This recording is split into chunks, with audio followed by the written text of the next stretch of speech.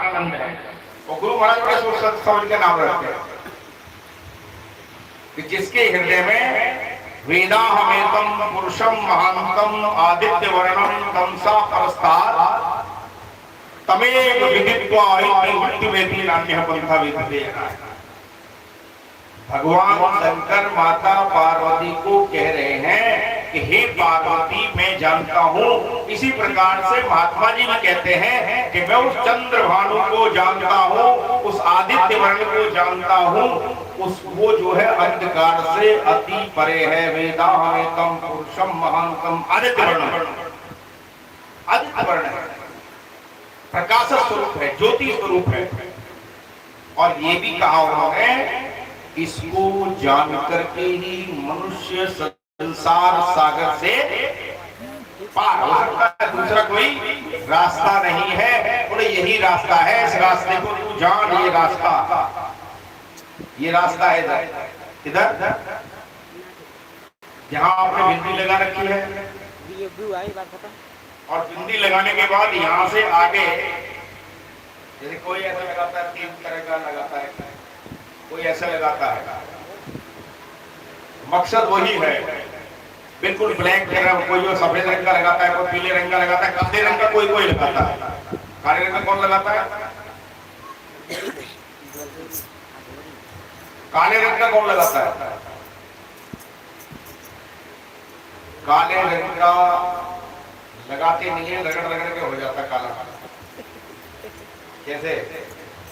वो लगाते नहीं है, उनकी प्रवृत्ति ऐसी हो गई है, उनके कर्म ऐसे हैं कि वो जो है रगड़ रगड़ के इसको काला कर लेते हैं।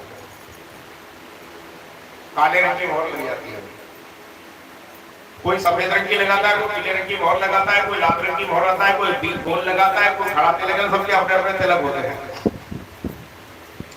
मकसद वही है कि हम जो है अपने अंदर प्रवेश करें, बाहर से हो तिलक लगाने से कोई फायदा नहीं होने वाला। बहुत लोग इधर से लगाते हैं, यहाँ से शुरू करेंगे, क्योंकि हमारे अंदर 3 नाड़ियां हैं। 3 नाड़ियां हैं। जब आदमी साधना करता है, जब ध्यान करता है, जब भजन करता है, अभ्यास करते करते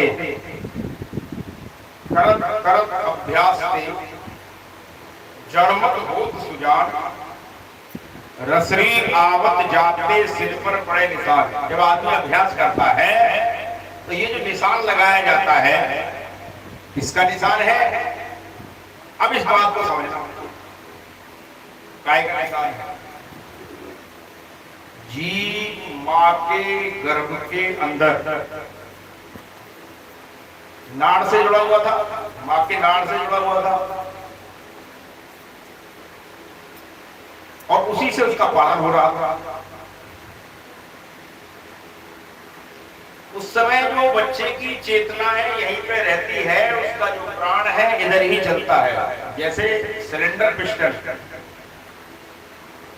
और जैसे ही वो जन्म लेता है, जन्म लेते ही जैसे ही उसके ध्यान को छुड़ाया जाता है, वैसे ही वो जो श्वास है झटके के साथ में नाभि में पहुंच जाता है। फिर जिंदगी भर आदमी वो पंपिंग चलती रहती है हमारे श्वास के अंदर। दाई मुंह में डालती है, मुंह डालते ही वो जो प्राण है, जो चेतना का प्राण यहाँ चल रहा था माँ के गर्भ में, वही स्थिति जो तिलक लगाया जाता है, उसी स्थिति को जागृत अवस्था में, ध्यान की अवस्था में हमको प्राप्त करना है। और जब आदमी ध्यान करेगा तो करते करते बैठक बारे चलत 18 सोवे में 36, बैठक बारे चलत 18 सोवत में 36, विषय भोग में जाए 72 क्यों न भजन। ये श्वास संसार में जैसे ही जन्म लेगा और जैसे ही वो श्वास ऊपर से नीचे उतर के आया, ये कार्बेटर होता है, नीचे से पिस्टन चलता है, और पिस्टन जब चलता है तो नीचे से क्या होता है? पेट्रोल, और ऊपर से जो है चिंगारी आती है, उसकी लाइट की चिंगारी आती है, बिजली तड़कती है, उसमें बिजली होती है, और उसके प्रभाव से वो पिस्टन सिलेंडर चलता है, और जो लाइट है वो प्रकाश से ऊपर है, फिर उनके दोनों के अंदर अग्नि प्रज्वलित हो जाती है, आग लग जाती है। वैसे ही ध्यान के साधना के द्वारा जब हम इस पिस्टन के खेल को समझ लेंगे तो क्या होगा कि हमारे अंदर भी वो अग्नि प्रज्वलित होने लगेगी, ज्ञान का प्रकाश हो जाएगा। तो एक बार सभी लोग जो है अपने लिए तालियां बजाएं। आप लोग आए, सुबह से समय दे रहे हैं और पूजनीय महात्मा जी जो बढ़िया से उनके ताली बजा के अभिनंदन करें, उनका स्वागत करें। और बहुत पुराने महात्मा जी हैं, 1967 से जो है संतों में सेवा करते थे, लेकिन साधुओं की उम्र का पता नहीं चलता है, साधुओं की एज का पता नहीं चलता है। और जो संगीत के कलाकार हैं इनका भी अभिनंदन कर दो। अब इनको तो माला कराया नहीं, स्वागत हो माइक वालों को, तो माइक वालों को डबल ताली बजाना भाई, माइक को ठीक चलाते हैं। माइक वाले डबल ताली के हकदार हैं, तो सही से माने बीच में जो हर भर ना करे, माइक जो हर भर करता है तो करता बीच में आ रही है, कभी कभी होता है, कभी कभी हाँ वो ठीक नहीं है, उसे डिस्टर्बेंस होता है। हो जाएगा। एक बार सभी प्रेम से जोर से जय घोष लगाएंगे। सत्संग तो महात्मा जी सुनाएंगे, मैं एक तो भजन सुनाऊंगा आपको।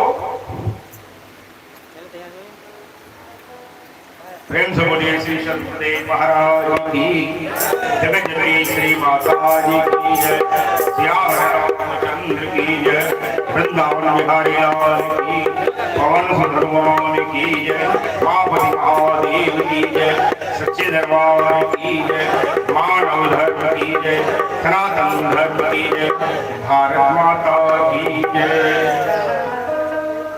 परमपिता परमात्मा सदगुरुदेव महाराज के चरणों में कोटि कोटि वंदन, कोटि कोटि नमन करते हुए, पूजनीय महात्मा जी के चरणों में प्रणाम करते हुए, आदरणीय माताओं, प्रेमी सज्जनों, ये हमारे लिए बड़ी सौभाग्य का विषय है। इस अहिरानी आश्रम के अंदर ये बड़ी पुण्य भूमि है और यहाँ जो जीव जागृत होने वाले हैं, इसी वजह से यहाँ पर आश्रम की नींव पड़ी। और जो राम जी यादव हैं, उन्होंने जो है ये पुण्य कार्य किया, गुरु महाराज के चरणों में जमीन को उन्होंने समर्पित किया। 8 नंबर जगह है ये। तो होता क्या है कि वहां कोई ना कोई कारण होता है, वहां कोई ना कोई भक्त होता है, गुरु महाराज के जो प्रेमी होते हैं, और गुरु महाराज जो है उन प्रेमियों के वजह से वो आश्रम आदि का निर्माण कराते हैं, जिससे वो जीव निकल करके बाहर आकर के गुरु महाराज के चरणों में लग जाए, आध्यात्मिक रास्ते में चले लगे और उनका 84 का जो बंधन है वो बंधन उनका कट जाए। गुरु महाराज का जो जीव है, गुरु महाराज का जो शिष्य है, कहीं भी दुनिया में पैदा हो जाए, चाहे पाताल में जाके पैदा हो जाए, तो वहां भी गुरु महाराज आश्रम बना दे, पाताल में भी आश्रम बना। पाताल किसको बोलते हैं? पाताल बोलते हैं इधर से अगर हम जाएंगे तो नीचे की तरफ जाता है हवाई जहाज, तो कहते हैं कि वो जो अमेरिका वही पाताल है। जो अमेरिका है, यहाँ से जो जहाज जाता है तो कहते हैं कि ऐसे जहाज चलता है और यूं जो है नीचे की तरफ जाता है, नीचे की तरफ। कहा जाओ नीचे की तरफ जाता है। पृथ्वी कैसी है? चपटी, चौकोर या गोल है? खोपड़ी, खोपड़ी कैसी है? खोपड़ी भी गोल है, ब्रह्मांड भी गोल है, सूर्य भी गोल है, सब कुछ गोल गोल है। आदमी इस गोल में रहते हुए उस गोल को समझ ले, इस गोल में रहते हुए उस गोल को समझने में बात कर रहा था। कहीं ये बिंदी जो हम लगाते हैं और यहां से जो सिंदूर भरते हैं, यहां से बिंदी लगाई, यहां से सिंदूर भरा, बीच में जगह गैप दे दिया हमने। वैसे यहीं से होना चाहिए, बीच में हमने गैप दे दिया, यहाँ से लेकर के यहाँ तक बहुत से तो जो है झूठ मूठ को ऐसा लगाते हैं, बस उनको लगाने बड़ा शर्म आती है। लेकिन सिंदूर लगाने का बहुत बड़ा रहस्य है। इस रहस्य को हर कोई समझता नहीं है, इसमें वैज्ञानिक रहस्य है। सुहाग के लिए तो होता ही है, लेकिन वैसे भी आदमी को सिंदूर का तिलक यहाँ लगाना चाहिए, चाहे स्त्री हो या पुरुष हो। बोला क्यों? उसका मकसद क्या है? सिंदूर में एक विशेष तत्व होता है। सिंदूर में एक विशेष तत्व होता है जो संसार के आदि गुरु हैं, उसका संबंध है। और आदि गुरु कौन है? आदि गुरु कौन है? आदि गुरु भगवान शंकर। सिंदूर का संबंध भगवान शंकर से है।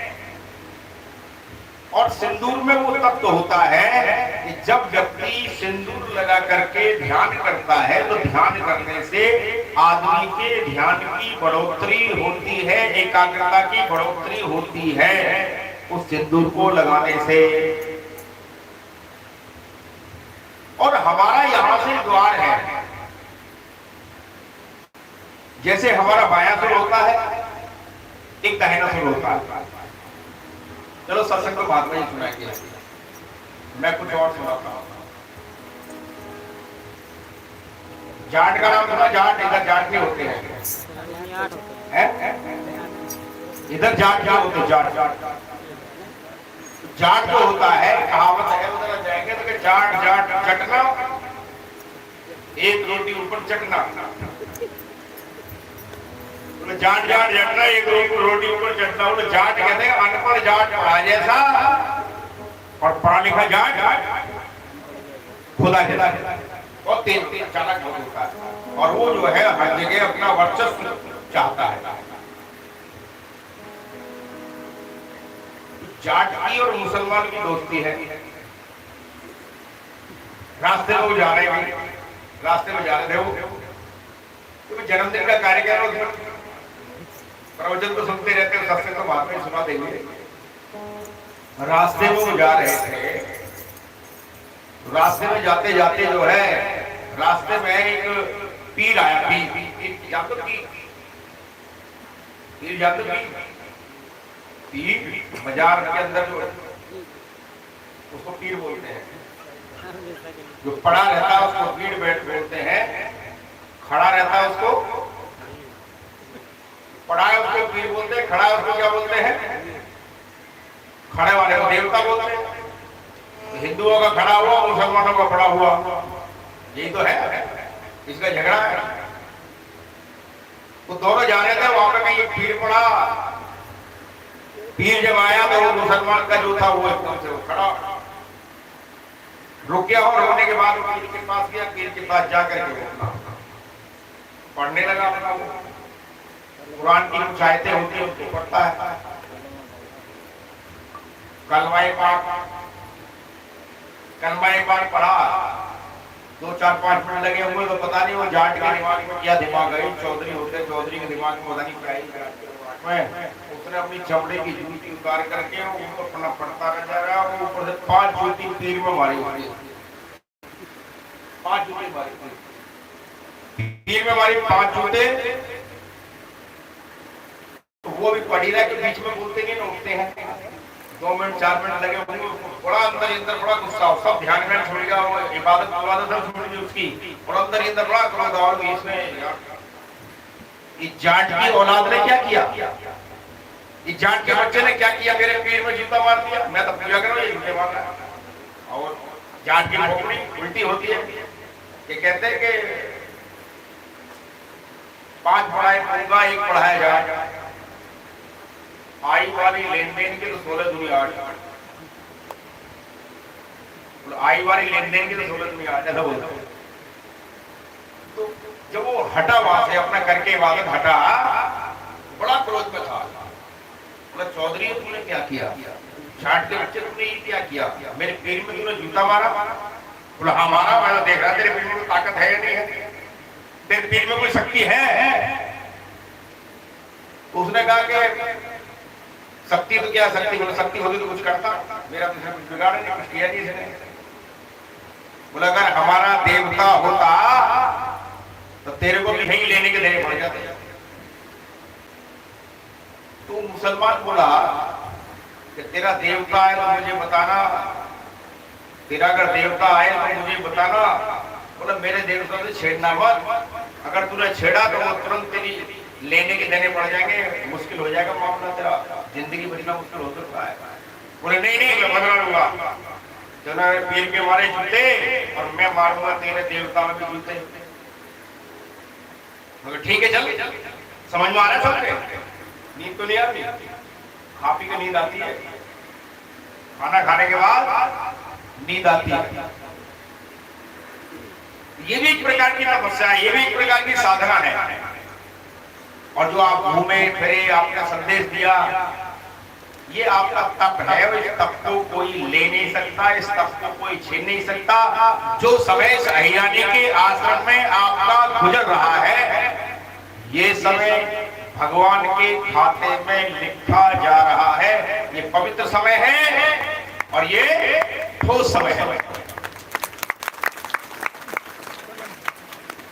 और बोला जी मुझे बता रहा तेरा देवता बदला तो मैं लूंगा, चार बोला ले लेने बदला, चल ठीक है कोई बात नहीं, आप लोग बातचीत करते हो, जरा दोस्ती तो थी लेकिन अंदर अंदर बड़ा क्रोध में था वो।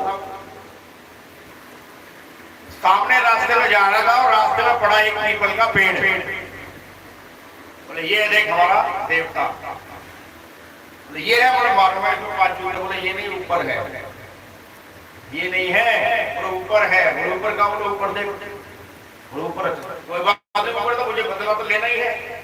बोले ऐसा मैं तो राहु जा यहाँ से, मेरे जाने के 10 मिनट बाद में जूते मारूंगा, क्योंकि ऐसा तेरे चक्कर में मुझे भी जूते पड़ जाए, मुझे भी लेने के देने पड़ जाए। इसलिए अब तो आगे निकल गया, 2-4 किलोमीटर आगे निकल गया, जा। और वो जो मुसलमान था, वो जो सैयद था, पीपल के पेड़ पर चढ़ करके जूती लेके जैसे तैसे चढ़ा, और जो उसने देवता बताया तो देवता के पास पहुंच गया। और जैसे ही देवता के पास पहुंचे, 5 जूते की बातें छोड़ो, और जैसे एक जूता मारा वहां से नीचे गिरा। क्यों गिरा? क्योंकि वहां जो है पीपल के पेड़ पे जो देवता बताया था वो था मधुमक्खी का छत्ता। अब मधुमक्खी उसके पीछे पीछे और वो आगे आगे, मधुमक्खी पीछे पीछे, बड़ी मुश्किल में मधुमक्खी उसके पीछा छोड़ा और आगे जाकर वो जाट देवता वहां मिले। बोले मैंने कहा था हमारा देवता बड़ा खतरनाक होता है, और बेचारे को ऐसे बता दिया है नहीं। तो कहा कि जागो रे जी जागना थे, अब जागरण दी बार, और फिर क्या जागे नानका या सोए पाओ। ये जागने का समय है कि तू जाग। बोला हम तो जागे हुए हैं। तुम जागे हुए नहीं हो, आप मोहरूपी रात्रि में सोए हुए हो। मोह निशा सब सोवनिहारा, और देखे उस स्वप्न अनेक प्रकार कि तू अनेक प्रकार के स्वप्न में खोया हुआ है। बोलिए सतगुरुदेव महाराज की।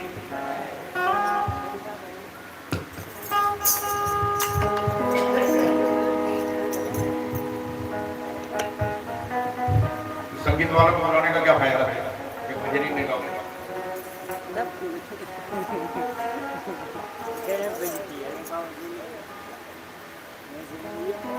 बोल आनंद कंद भगवान की जय।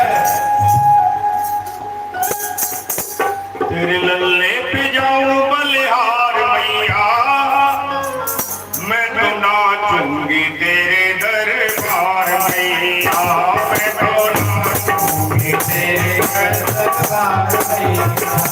तेरे लल्ले पे जाऊं बलिहार मैया, मैं तो नाचूंगी तेरे दरबार मैया, मैं तो नाचूंगी तेरे दरबार मैया, मैं तो नाचूंगी तेरे दरबार मैया, मैं तो नाचूंगी तेरे दरबार मैया।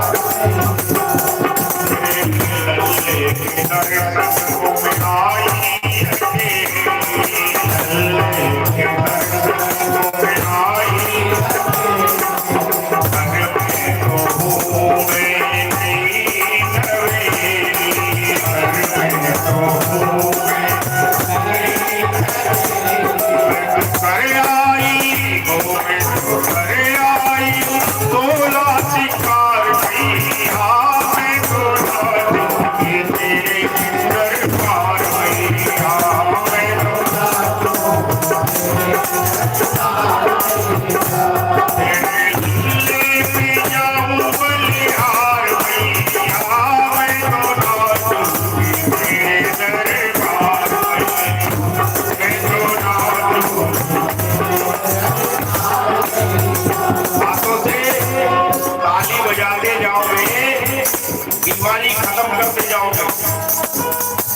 हाथों से ताली बजाते जाओगे, बीमारियां खत्म करते जाओगे।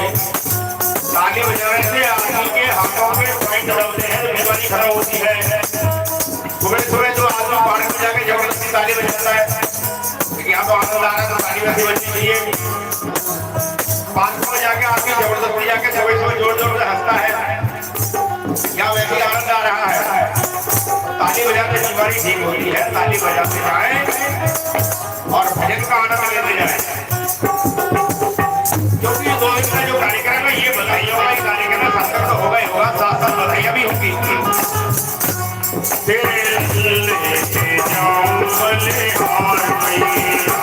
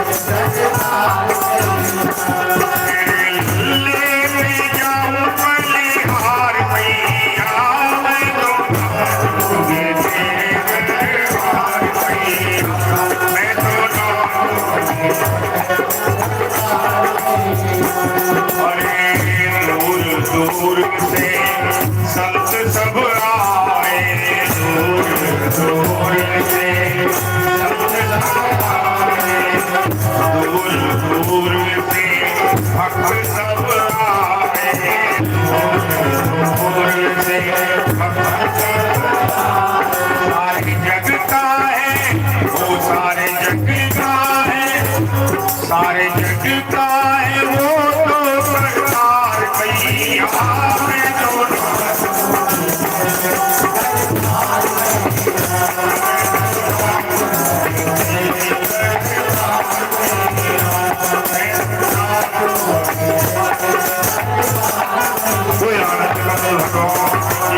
बोल सतगुरुदेव महाराज।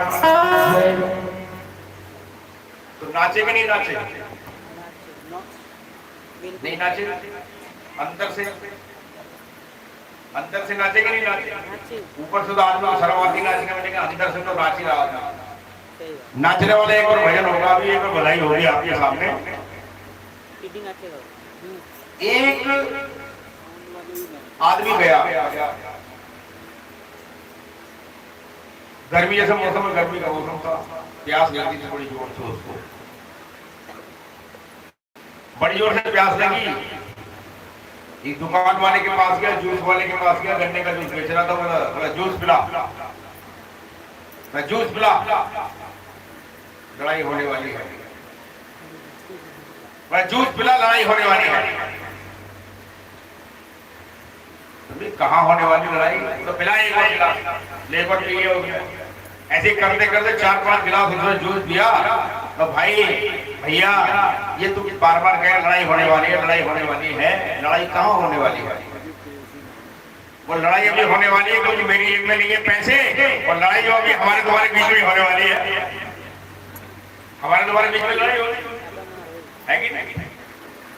तो आदमी संसार के लिए, दुनिया के लिए बहुत चालाक है, लेकिन आत्मा के कल्याण की जब बात आती है तो आदमी गफलत में रहता है, जागता नहीं है। इसीलिए मनुष्य का शरीर इसलिए मिला है कि सुर दुर्लभ सद ग्रंथ ही, कि देवताओं को दुर्लभ है मनुष्य का शरीर। चुटकुले तो और भी दिमाग मारे, पर हम सुनाऊंगा नहीं, महात्मा जी सुनाएंगे। कल का दिन में वाकई तो क्या है कि बड़े भाग्य मानुष तन सुर दुर्लभ सदग्रंथि गावा, के बड़े भाग्य से मनुष्य का शरीर हमको मिला। और किसको दुर्लभ है? देवताओं को भी दुर्लभ है, लेकिन उसमें ये नहीं लिया कि बड़े भाग्य गधातन पावा, लिखा नहीं लिखा। बड़े भाग्य कुकुर तन पावा, ये नहीं लिखा। क्या लिखा है? रामायण में लिखा है तुझे बड़े भाग्य मनुष्य का शरीर, तो तू कुकुर का तन तो पावा, भजन नहीं करेगा तो कुकुर का तन भी पावा, भजन नहीं करेगा तो कुकुर का तन पावा। और फिर ना कोई कपड़े पहनाएगा, ना कोई पैंट सिलाएगा, ना कोई सलवार सूट पहनाएगा, मतलब ऐसे ही घूमोगे। इसीलिए सूर्य यानी देवताओं को जो दुर्लभ है, देवता भी जिस मनुष्य शरीर को चाहते हैं, आपका जो मनुष्य शरीर है वो देवता से ऊंचा है या नीचा है? क्योंकि मनुष्य का शरीर जो है देवताओं से ऊंचा माना गया। देवता भी भगवान से, परमात्मा से याचना करते हैं, प्रार्थना करते हैं कि हमको मनुष्य का शरीर दे, जिससे हम साधना करके, भजन करके उसको प्राप्त कर लें, ईश्वर को, परमात्मा को प्राप्त कर लें, भगवान की भक्ति कर लें। अब हम कहाँ जाते हैं कि तुम देवताओं से ऊपर होकर के, और हम अपना डिमोशन कर रहे हैं, नीचे की तरफ जा रहे हैं। कहाँ जा रहे हैं? देवताओं की तरफ। देवता चाहते हैं कि मनुष्य का शरीर हमको प्राप्त हो, और हम मनुष्य के शरीर को प्राप्त करके देवताओं की तरफ जाते हैं। ये हमारी अज्ञानता है। गुरु महाराज संसार के अंदर मनुष्य को जो है देवताओं से ऊंचा उठा देते हैं अपना ज्ञान दे करके। उस ज्ञान को अगर तुम जान लो तो तुम देवताओं से भी ऊंचे उठ सकते हो। देवता भी आपके सामने आके याचना कर सकते हैं। देवता भी आपके सामने आकर के अपने जो भोग पदार्थ है, भोग पदार्थों को आपको प्रदान करने के लिए तैयार हो जाते हैं। अगर आप भजन करते हो, साधना करते हो, तो बड़े बड़े देवी देवता आ जाते हैं। जब आदमी साधना करता है, तपस्या करता है, भजन करता है, तो भजन गाएंगे। मेरे सतगुरु ने किया है कमाल प्यारे, मेरे सतगुरु ने किया है कमाल प्यारे, मेरे सतगुरु।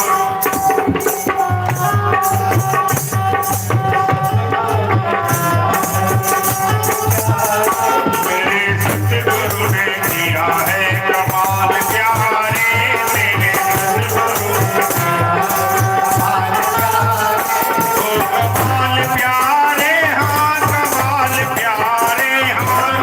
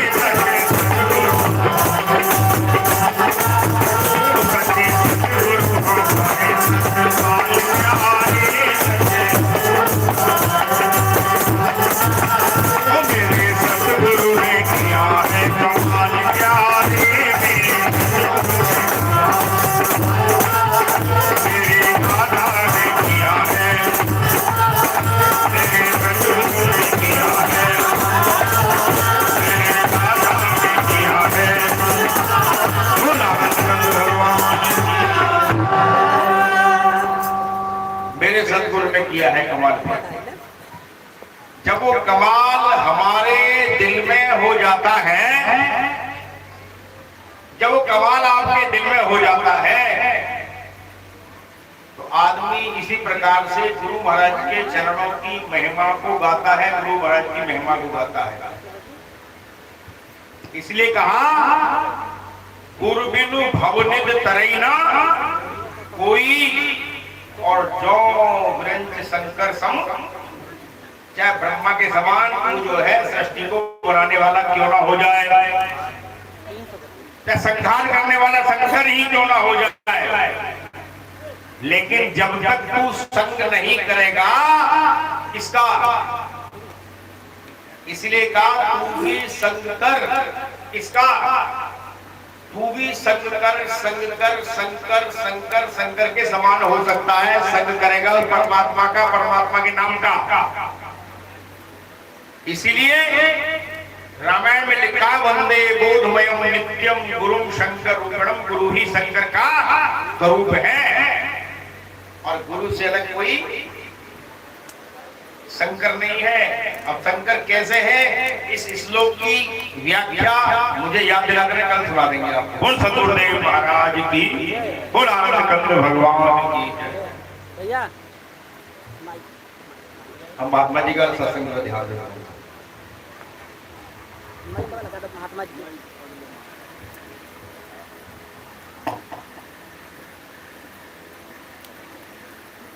घुमाएगा भैया,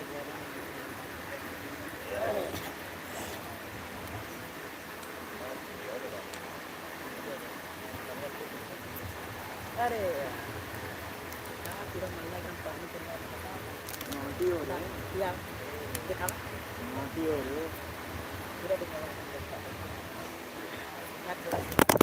बढ़िया हुआ।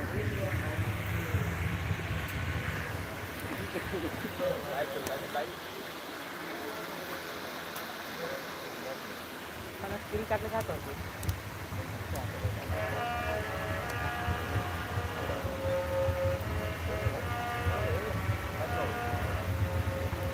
बोर्ड दिया पूरी काट रही है,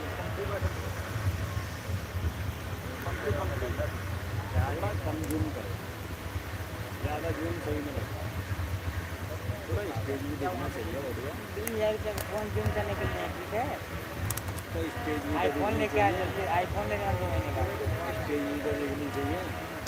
ट्राईपोड लाए अपना आश्रम से, वहाँ से लाए जाने बीच में से अपना।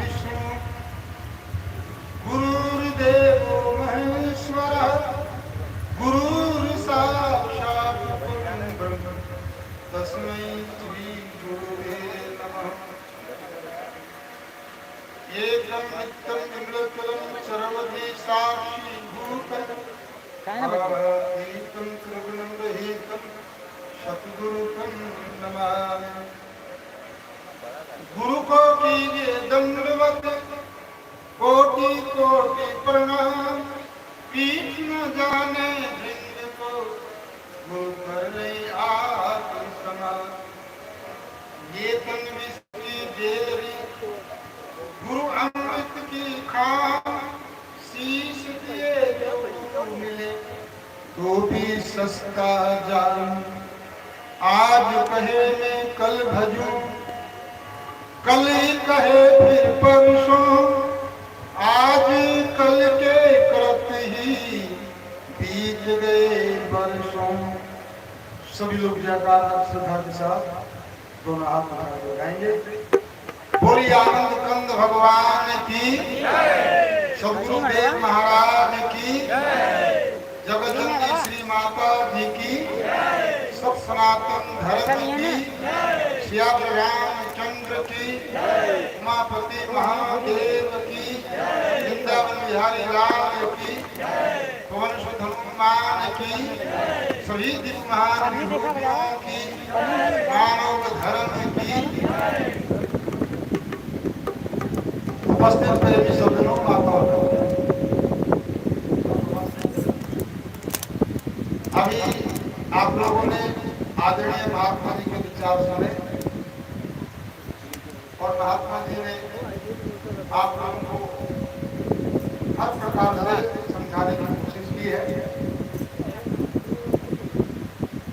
वीरता के साथ भी, मनोरंजन के साथ भी, अनेक प्रकार के दृष्टांतों के साथ भी। इसलिए हमारे शास्त्रकारों ने कहा है सत्य एकम विप्रा बहुधा भ्रमति। बाइक सीधा कर दो, वो पंखे की हवा सत्य उसमें एक जाली है, लगने लगेगी। लेकिन ज्ञानी जन जो है अपने अपने भाव में, अपने अपने विचारों में जनता के सामने व्यक्त करते हैं। तो जो एक जो सत्य है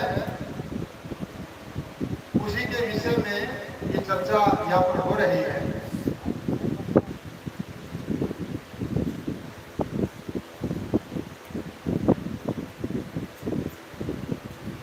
बोलिए सतगुरुदेव महाराज की। देखिए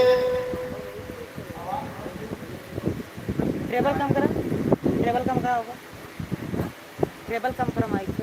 मैं आप लोगों को बताना चाह रहा हूँ ये जो सृष्टि का जो क्रम है, कम करा, कम करा।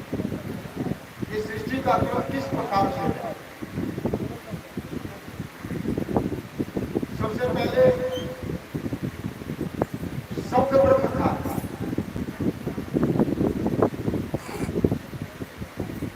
और शब्द ब्रह्म के द्वारा 5 तत्वों की रचना हुई। आकाश, वायु, अग्नि, जल, पृथ्वी, ये जो 5 तत्व हैं, 5 तत्वों से ही हर जीव का शरीर बना हुआ है। कोई जीव ऐसा नहीं है कि जिसके शरीर के अंदर भी 5 तत्व बना हो। 5 तत्वों से शरीर बना है, और इस 5 तत्वों के शरीर के अंदर में किसी भी तत्व के द्वारा भगवान को देखने की क्षमता नहीं। भगवान को देखने की क्षमता न अग्नि तत्व में है, न पृथ्वी तत्व में है, न वायु तत्व में है, न आकाश तत्व में है। तो भगवान को देखने की क्षमता किसी भी तत्व में नहीं है। और ये जितनी भी हमारी इंद्रियां बनी है, जो कि 5 ज्ञान इंद्रियों के नाम से और 5 कर्म इंद्रियों के नाम से। ज्ञान इंद्रिय उनको कहा जाता है जिनके द्वारा ज्ञान होता है। हरे का, पीले का, लाल का, काले का ये ज्ञान होता है आंख के द्वारा। जीभ के द्वारा ज्ञान होता है कि मीठा है, कड़वा है, तीखा है, चरफरा है। ये ज्ञान होता है विद्या रचना के द्वारा। शब्द मधुर है, कठोर है, कड़वा है, कैसा है, इसका ज्ञान होता है कान के द्वारा। कैसी सुगंध आ रही है, दुर्गंध आ रही है, इसका ज्ञान होता है नाक के द्वारा। हम किसी चीज को छूते हैं, पकड़ते हैं, कठोर है, कोमल है, मुलायम है, इसका ज्ञान होता है स्पर्श इंद्रिय के द्वारा। ये जो 5 ज्ञान इंद्रियां जो बनी है, ये किन चीजों से बनी है? 5 तत्वों से बनी है। आज का जो मनुष्य है वो परमात्मा को इन्हीं नेत्रों के द्वारा देखना चाहता था, और जबकि ये नेत्र जो है उस परमात्मा को देखने में सक्षम नहीं है। इस बात को उस प्रकार से समझा जाता है। एक घटना आती है हजरत मूसा की। हजरत मूसा की घटना में आता है, हजरत मूसा ने अपने अंदर में ज्ञान के नेत्र के द्वारा, ये फूल नेत्र नहीं, ज्ञान के नेत्र के द्वारा अपने अंदर में उस परमात्मा के स्वरूप को देखा। और जब परमात्मा के स्वरूप को देखा तो लोगों से कहा कि जो परमात्मा का स्वरूप दिखाई देता है, लोगों ने कहा नहीं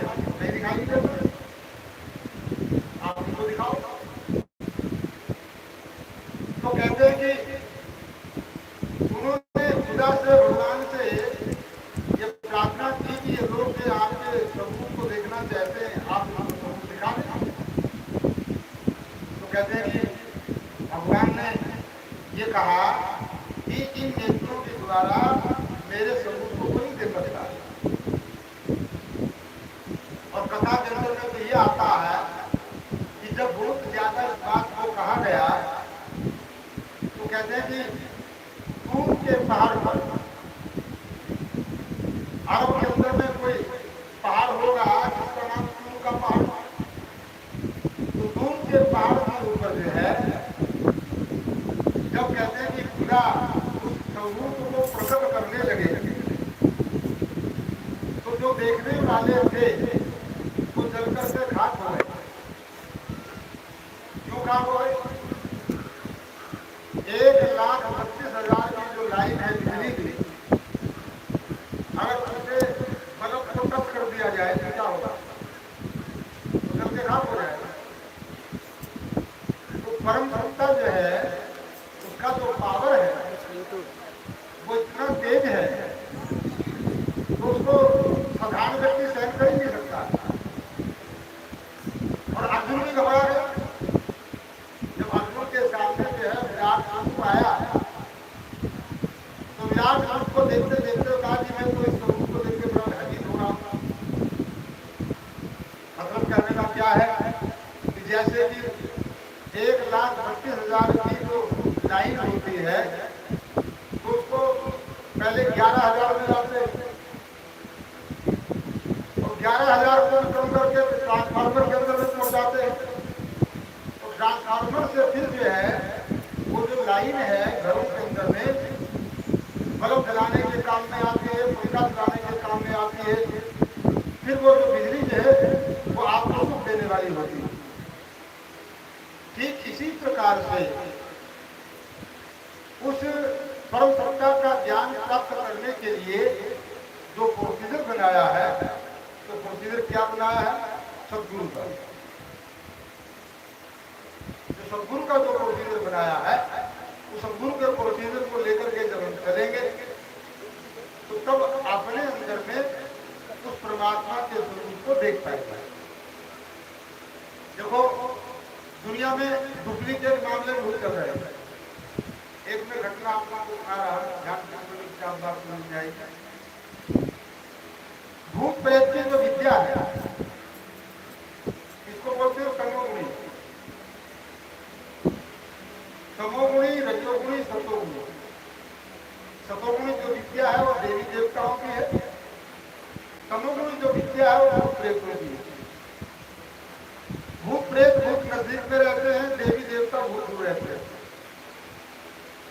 जो नजदीक में रहते हैं उनको जल्दी जब सिद्ध कर लिया जाता, खुश कर दिया जाता। इसलिए जो शमशान के अंदर में लोग जाते हैं भूत प्रेत की विद्या के बारे में, ऐसे ऐसी तमोगुणी विद्याएं दूसरा देकर के चकित हो जाता। एक व्यक्ति जो था उसको सदगुरु के द्वारा ज्ञान मिला। ज्ञान मिलने के बाद में बहुत लंबे समय तक भजन किया और भजन करने के बाद उसके अंदर में जितना विवेक जागृत होना चाहिए उतना विवेक जागृत नहीं हुआ। उसका कारण ये हुआ कि भजन तो किया और सत्संग से दूर हो गया। और जब सत्संग से दूर हो गया तो विवेक जगा नहीं। इसलिए जो है बड़े बड़े ऋषि मुनि सिद्ध पुरुष भी अपने भजन को छोड़ करके और सत्संग सुनने के लिए जो संत महात्मा महापुरुष ज्ञानी हैं उनके पास में जाते रहे। तो विवेक जागृत न होने के कारण से उनकी समझ में ये आया कि मेरे को कुछ मिला नहीं और उसने साधना को छोड़ दिया। साधना को छोड़ के अपने घर के लिए चला। जब घर के लिए चला तो क्या होता है कि रास्ते से दूर रहा था और एक व्यक्ति जो था एक पेड़ के ऊपर लकड़ी काट रहा था और लकड़ी काटते काटते उसकी कुल्हाड़ी टूट गई, गिर गई। और जब गिर गई तो उसने कहा अरे भाई जरा सुनना, वो जो जा रहा था तो उसने कहा जरा सुनना। पेड़ में खड़े हो गए, बोलो भी क्या हुआ? कहा कि जरा ये कुल्हाड़ी हमारी पकड़ा। उसने कहा कुल्हाड़ी तुम कैसे पकड़ाई? अरे तुम इतनी ऊंचाई पर हो और हमारा हाथ वहां पर थोड़ी छोड़ देगा। तो उसने कहा कि इसकी चिंता छोड़ो, तुम पकड़ाओ तो सही, पकड़ाओ तो सही। अब उसने जैसे ही कुल्हाड़ी जो है उठाकर के उसकी तरफ की और उसने अपना इतना लंबा हाथ किया कि वो कुल्हाड़ी पकड़ ली। और देख के बड़ा आश्चर्य पड़ गया, बड़े कमाल की बात है। सोचा भाई ये तो बहुत बड़ा परिचित है, वो वहीं पर रुक गया और कहा कि भाई तुम्हारे पास में कोई विद्या है? कहा बिल्कुल विद्या, हमको भी सिखलाओ। बिल्कुल सिखला दे, लेकिन इसके लिए तुमको क्या करना पड़ेगा? काले कपड़े पहनने पड़ेंगे। काले कपड़े पहनने कोई बात नहीं। तो कहा कि इसके लिए जो तुमको मंत्र बतलाएंगे वो तुमको संसार में जाकर के उसका जप करना पड़ेगा। काम करेंगे। अब जो है उसने उनको अपना गुरु समझ लिया और उनके बतलाए अनुसार काले कपड़े पहन लिए, संसार में जाने लगे। कुछ अरसा बीता, तो कुछ अरसा बीतने के बाद में उसने कहा कि देखो अब तुम्हारे मंत्र की सिद्धि होने वाली और तुम्हारे सामने तुमको वरदान देने के लिए वो शक्ति आएगी, पर तुम भयभीत मत होना। ठीक है। अब वो उसके बतलाए हुए मंत्र को जप रहे थे, आवाज आई उसके कान में कि तुम क्या कहते हो? उसने दाएं बाएं घूम के देखा कि दिखता कोई है नहीं, आवाज आ रही है। तो तब जो है उसने कहा कि भाई आप अपना रूप हमको दिखाओ। तो कहा कि तुमको क्या लेना देना, तुमको जो चाहिए बोलो। उसने कहा कि नहीं नहीं, हम पहले आपको देखना चाहते हैं। और जब देखने की बात आई, दिखाने की बात आई, तो उसने क्या कहा कि हम आपके सामने नहीं आ सकते। क्यों नहीं आ सकते? कि तुमने जो है पहले इतना भजन किया है और उस भजन का जो तप है, प्रभाव है, तेज है, उसको हम तुम्हारे सामने आकर के सहन नहीं कर सकते। तब उसको बात समझ में आई कि जो हमने पहले जो भजन किया और उसका तेज इतना प्रबल है, उस तेज के कारण से ये जो तमोगुणी जो शक्ति है ये सामने आने में सक्षम नहीं। तब उसको समझ में आया कि ये ज्ञान की जो महिमा है कितनी बड़ी ज्ञान की महिमा है। कहने का आशय क्या है कि बहुत से लोग इन बाहरी चमत्कारों को देख करके, ये जो तमोगुणी जो चमत्कार है उनको देख करके प्रभावित होकर के और असली मार्ग को छोड़ करके, दूसरे शब्दों में ये कहा जाए हीरे को छोड़ करके कंकर लेने लग जाते हैं। जो तमोगुण सिद्धि करता है तो तमोगुण सिद्धि करने वाला मरने के बाद में कहा जाता है, मरने के बाद में मुझे प्रेत लोक में जाता है, वो भी जाकर के भूत और प्रेत बन जाता है। इसलिए ठीक ही तो कहा किसी ने कि भूत प्रेत जो होते हैं उनसे दुश्मनी भी ठीक नहीं और उनसे मित्रता भी ठीक नहीं। लेकिन बहुत से लोग जो है अज्ञान के कारण से जल्दी के चक्कर में इन चक्करों के अंदर फंस करके और अपना असली अच्छा समय घुमा देते। इसलिए इन चीजों से सावधान रहने की जरूरत है। और आगे चर्चा होने से पहले एक भजन होगा। बोली आनंद कंद भगवान की।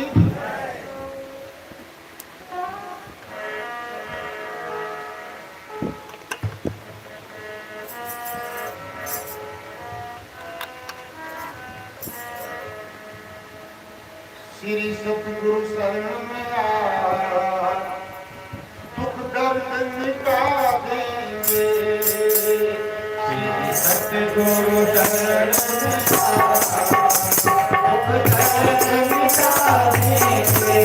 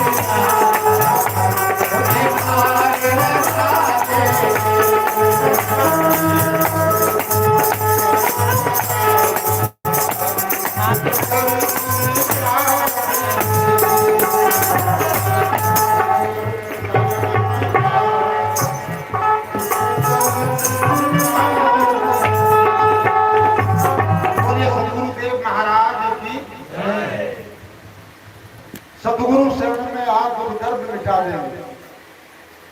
कुछ लोग तो सोचते हैं कि हम गुरु महाराज जी की शरण में गए, ज्ञान लिया पर हमारा लेकिन इसको थोड़ा समझना पड़ेगा। समझना कैसे पड़ेगा? एक छोटी सी बात मैं आप लोगों को सुना रहा हूँ। हम पहले रामपुर डिस्ट्रिक्ट में रहते हैं, तो वहां पर एक लड़के को नौकरी मिली और वो नौकरी मिली शायद ये कौन सा विभाग होता है, इनकम टैक्स के साथ में दूसरा विभाग होता है, इसमें छापेमारी की जाती है। सीबीआई सीआईडी उसको क्या था कि मेरे दिमाग में क्या हुआ है, सीबीआई विभाग में उसको नौकरी नहीं मिली। सेंट्रल ब्यूरो उसका परिचय जो है रेलवे के ऑफिसरों से हुआ। तो जब रेलवे के ऑफिसरों से हुआ तो उन्होंने कहा कि हमारे एक भाई हैं, आप लोग नौकरी लगा दो। तो उन्होंने इशारा किया। इशारा क्या किया कि बिना सेवा के मेवा नहीं मिलती, बिना सेवा के मेवा नहीं मिलेगी। तो पहले अपनी सेवा होगी तभी तो कुछ बनेगा। तो कहा जी कैसी सेवा? उन्होंने कहा कि जो तुम्हारे भाई हैं वो यहाँ का वे कुछ करें। मतलब उनके कहने का ये था कि वो आए और हमारी सेवा करें और वो सेवा करने लगे। और सेवा करते करते करते क्या हुआ कि जब वो प्रसन्न हो गए तो प्रसन्न होने के बाद में उनकी नौकरी लगवा दी। अब उनके सब दुख दर्द हुए संसारिक विचार का मतलब ये है कि जब उन्होंने उस रेलवे के अधिकारी की शरणागत ले ली, उनके कहे अनुसार करने लगे तो उनकी सारी समस्या खत्म हो गई। तो सदगुरु की शरण में जाने का मतलब क्या है कि केवल ज्ञान उपदेश से मतलब नहीं है। तो ज्ञान उपदेश लेने के बाद में जो ध्यान भजन है, जो सत्संग सेवा है, तो उसको भी हम बराबर करेंगे तब जीवन के अंदर में परिवर्तन आएगा। और उसमें एक शर्त और भी है, और वो शर्त क्या है? वो शर्त है कि आपके अंदर में श्रद्धा कितनी है। करने को तो लोग बहुत कुछ करते हैं पर उसके पीछे श्रद्धा नहीं होती। और ये जो विषय है ये श्रद्धा के साथ में जुड़ा हुआ है। जितनी आपकी प्रगाढ़ श्रद्धा होगी उतना जल्दी ही आपको प्रबल अनुभूति होगी। बहुत से लोग ऐसे हैं कि जिनको 20, 25, 30, 35, 50, 60 साल से उपदेश मिला पर कोई अनुभूति नहीं हुई। और कुछ लोग ऐसे हैं कि जिनको उपदेश मिले 2-4 साल ही हुए और 2-4 साल के बाद में उनको इतनी प्रबल अनुभूति आज